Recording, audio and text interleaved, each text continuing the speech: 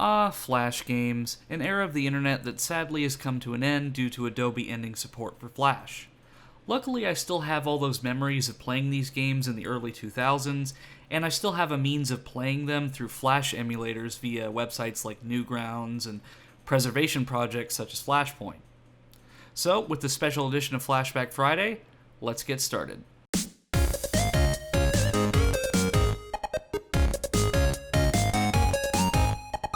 This video is sponsored by the coldest water. Drinking more water is something a lot of us should be doing, and something even I still struggle with from time to time. Looking at a big jug of water can be pretty intimidating to me, and of course to others, so I'm really happy to show off the coldest 21-ounce sports bottle. It's convenient, small, and extremely portable. You can stick it in your bag when you go to work, you can take it to the gym, or you can just twirl it around your fingers if you're so inclined. I mean, are you still drinking out of those plastic cups at the office? Well, no more. This bottle can get you through your entire work shift, and then keep your drink cold for up to 36 hours or more. And if you have a hot drink like coffee, you can keep that warm for up to 12 hours. I'm happy to say that your ice is right at home in this insulated bottle. One thing I really enjoy about this kind of bottle is this is one of the few bottles like this that has a built-in straw, so it has ease of access and you don't spill your drink all over yourself when you're in your vehicle. Check the link in the description and use our code CWILD for 10% off your first order so you can get one too.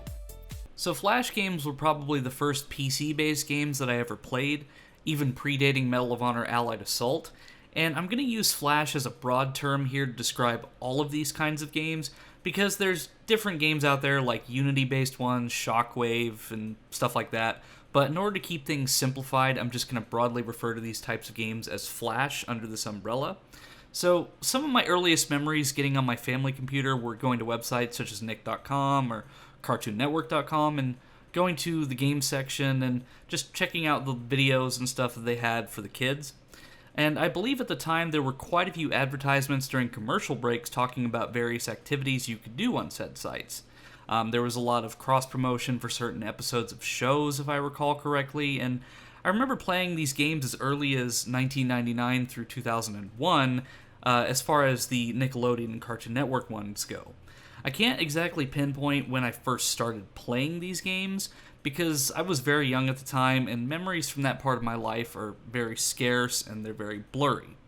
But a large portion of the time that I spent online in those years was playing Nickelodeon Click-a-Majigs, which were simple, interactive games that only required the use of your mouse. And they were short and simple for the most part. You didn't have to do a lot of thinking with it, but they were still really fun. You had everything from a simple water balloon game to the absolute nightmare fuel that was black licorice. I recall sending that particular one to my grandfather that Halloween as an e-card to his email. I actually have a fond memory of him actually opening that up, but he wasn't fazed by it because he's probably seen way worse with all the horror movies that were in our house. But I recall for years I was searching for a specific one that I remember playing as a kid back in the summer of 2001, and I couldn't find anything on Google, I couldn't find anything on YouTube or Reddit, and just describing it wasn't enough because people would find a similar game or one that came later on. But I recall this one specifically in the years of 1999 through 2001. And eventually I did find this game by looking through different archives and different YouTube videos just playing all the Flash games on Nickelodeon that were available at the time, and this game was called Nick Aquarium. This game was actually pretty complex for my young mind, but somehow I had the attention span to actually play this game, and it essentially functioned as a pseudo-Tamagotchi type game where you had to periodically come back and check on your fish, or they would die. This happened more times than I care to remember, and rest in peace to all the fish that I never returned to as a kid. We could just go bury them in the same graveyard with all the forgotten Tamagotchis, for example. But CartoonNetwork.com had quite a few good ones as well, but I primarily stuck to Nick for the most part. But I remember, strangely enough, there was this adventure game called Cartoon Summer Resort. I don't really remember too much about this one, just that all of the Cartoon Network characters were NPCs in the game. So you'd have like the Powerpuff Girls or Dexter from Dexter's Lab. And somehow I was able to progress pretty far into this one, even though I didn't really know how to read very well, if at all. I'm assuming that my aunt or brother was nearby to help me, but I'm just not sure. I mean, I could have just been watching them play it for all I remember, because this was 1999 to 2001, so there's a very big gap in my memory regarding that time. There was a Samurai Jack Flash game that taught me for the very first time what sticky keys was, because it required you to use the shift key to attack with your sword. And whenever sticky keys popped up, I didn't know what to do, so I just closed the game. Years later, I played again knowing full well what sticky keys is and disabling it, and I realized I really wasn't missing that much. I'm sure a lot of you who grew up in the early 2000s who had computers at school would tirelessly search through Google results to find unblocked Flash games. The filters that the school used got more strict as time went on, but there were always a few here and there that still worked, and the word was quickly spread around school. This usually was on portfolio sites, or, interestingly enough, I remember finding some on a Weebly page. Either way, Flash games were a big part of my internet childhood because of just how easy they were to access, being absolutely free to play, and just the variety of them. You could really find a Flash game for any genre that you were interested in.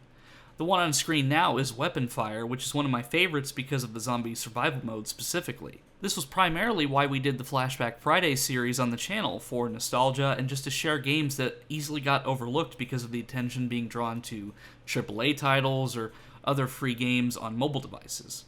But with every good thing, there's going to be a couple stinkers. I remember whenever there was a AAA game release, there was advertisements on certain sites, or even third-party ads on other sites, advertising games like Minecraft or Half-Life 2 or Halo, play for free.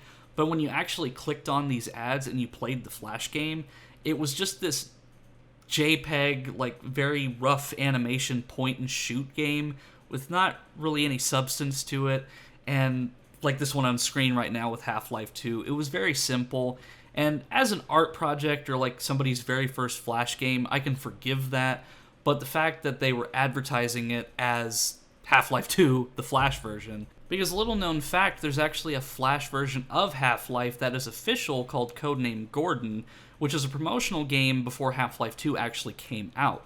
And you can still download this game for free on Steam through a workaround method, but it's pretty fun, it's really simple, but I really enjoy it. Nonetheless, it's a lesser-known part of Half-Life history. But then you also have fan projects like Flash Portal that are just insanely fun and well-made.